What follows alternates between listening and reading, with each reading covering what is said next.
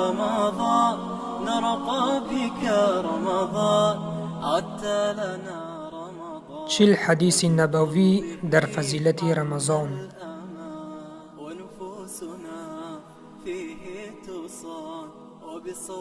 به نام خداوند بخشنده و مهربان.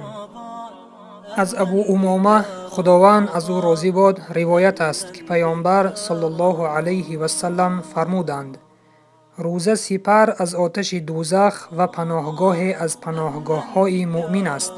تمام عمل برای صاحبش می باشد بجز روزه. خداوند می فرماید: روزه برای من است و من پاداش آن را می دهم. روزه چون پرده بین روزدار و دوزخ بوده و سبب نجات او می باشد. پیامبر صلی الله علیه و سلم روزه را برای مؤمن چون قلعه شماریدند. خداوند به واسطه ثواب روزه را به روزداران عطا می نماید و البته این پیش از همه به فضیلت و شرف روزه دلالت می کند. عدت لنا رمضان وبقربه